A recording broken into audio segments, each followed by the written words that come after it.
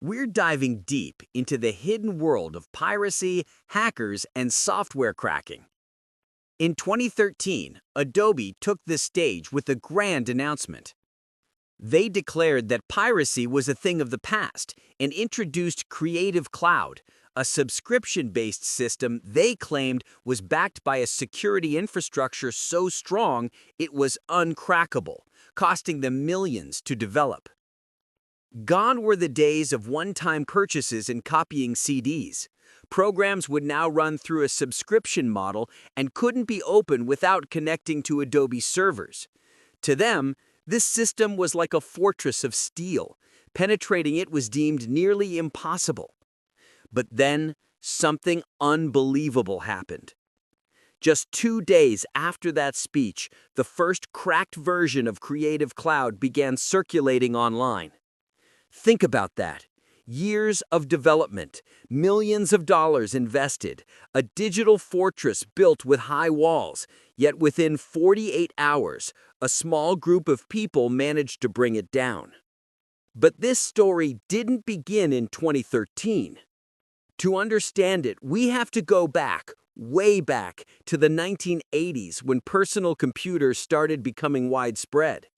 Back then, piracy was incredibly simple. If you had a floppy disk, you could just copy it, and voila, you had the same game or software. You could call it the copy-paste era of piracy. Early cracking attempts usually started in university dorms, among friends, or in online communities like BBS or IRC. These were small groups driven by curiosity, excitement, and a desire to share. Meanwhile, software companies tried to fight back by adding warning messages at launch, like, "This copy is illegal." But of course, those basic messages didn't stop the hackers. In fact, they motivated them even more. And so began one of the longest and most complex digital battles in history, the invisible war between software companies and piracy groups. You can think of it like the Middle Ages. Just as kings built massive castles, software companies were building billion-dollar defenses. And just as enemy armies tried to siege those castles, piracy groups kept finding new ways to break in. It was like a chess game. One move from the company, one counter move from the hacker.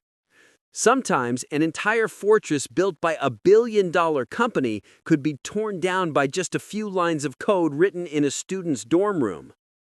By 1998, things escalated. Companies like Adobe began pouring hundreds of millions into new security systems like SafeDisk and SecuROM. SafeDisk promised unbreakable disk protection. SecuROM used layered encryption to lock files down. So what happened? They were completely cracked within just 7 days. Millions of dollars gone in a week. What's more interesting is that crack groups didn't try to hide their work. In fact, they signed it. Many pirated software versions would first show you a retro-style animation or melody when launched. It was their way of saying, "We did this," turning their cracks into digital business cards and badges of honor. The companies didn't give up, though. This time, instead of locking things within the software, they began adding external protection. One popular method was the dongle, a small USB key you needed to plug into your computer to launch the software. Without it, programs like Photoshop wouldn't even start. But hackers cracked that too. They tricked the software into thinking the dongle was plugged in, even when it wasn't. Then came a much more complex weapon, DRM, or digital rights management. Unlike earlier methods, DRM didn't just protect the startup, it kept watching you the entire time the software ran. When you opened Photoshop, it secretly scanned your computer, checking your processor, RAM, and hard drive. Then it created a digital fingerprint of your device and sent it to Adobe servers. If the server confirmed the user was legit, the program opened. It was like a shadow watching your every move. Sounds uncrackable, right? But the piracy groups had an answer for that, too. They used advanced tools like IDA Pro to freeze the software mid-operation. When Photoshop checked a license, they paused everything, examined the hidden values and logic, and inserted a tiny command. Just say yes, this user is licensed. Others went even further. They built fake servers that mimicked Adobe's real ones. Photoshop would connect to these servers and receive a valid license response, completely unaware it was being fooled. But perhaps the most sophisticated method was the loader. The loader was like a wizard. Every time Photoshop tried to validate a license, it would jump in, change the response, and inject its own code into memory. The creepiest part? It didn't alter a single file. Everything happened in memory only, so the software appeared untouched, clean. Even antivirus programs couldn't catch it because, technically, nothing had been installed. Adobe's story is just the tip of the iceberg. Even Microsoft fought this war for years trying to protect Windows. Remember how unlicensed Windows copies would suddenly turn your desktop black and display a message saying, "This copy of Windows is not genuine"? Hackers quickly developed something called KMS, a system that mimicked corporate license servers, tricking Windows into thinking it was legally activated. In the gaming world, things got even messier. Ubisoft once implemented a DRM so strict in Assassin's Creed that the game required a constant internet connection. If your internet dropped for even 1 second, the game would close. Yes, even if you paid full price.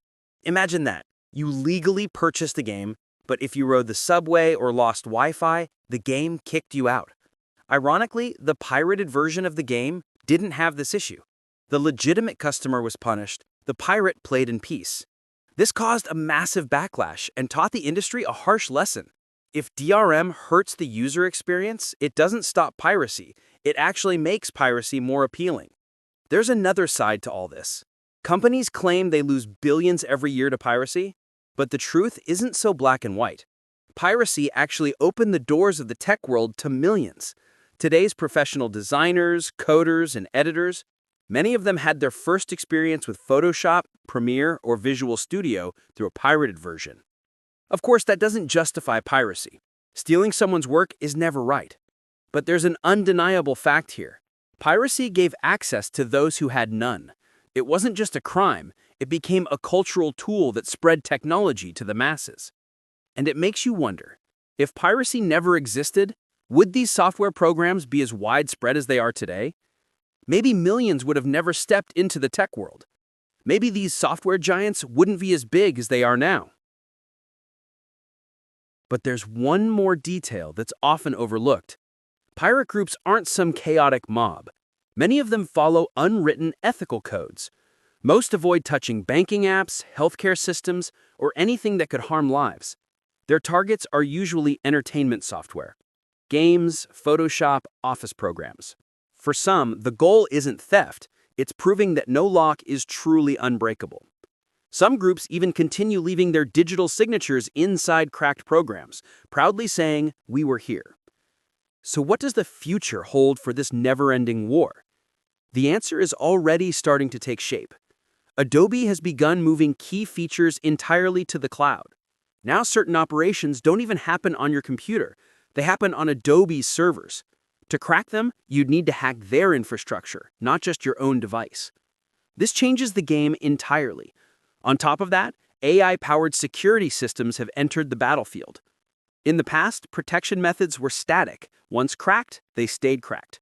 But now, AI allows these defenses to change and adapt in real time. Pirates are no longer fighting a fortress. They're battling a shifting, living maze. Still, if history has taught us anything, it's this. Every new defense eventually brings a new method of attack. Many experts believe piracy will never disappear. It will simply evolve. Maybe one day the concept of cracking will vanish entirely. Instead, we'll see battles between fake cloud services, AI versus AI, and a new kind of digital warfare. Imagine a hacker's AI playing chess against Adobe's AI, move for move. At that point, this won't even be piracy anymore. It will be a full-blown intellectual arms race in the digital world. Today, groups like Reloaded, CPY, and Core are still around. They may not be in the spotlight, but that invisible chess match continues. Their internal roles, unspoken rules, and underground coordination are so intricate, they could be studied like a science. And perhaps the most thought-provoking lesson of all, piracy reminds us that no matter how complex a system is, no lock is truly absolute. Just like water finds its way through the smallest crack, human curiosity finds a way through even the thickest walls. And maybe this story isn't just about piracy. It's about humanity's endless desire to push boundaries, break barriers, and seek what lies beyond the forbidden. Thanks for watching. Let us know in the comments what you'd like to explore next. Real Perception.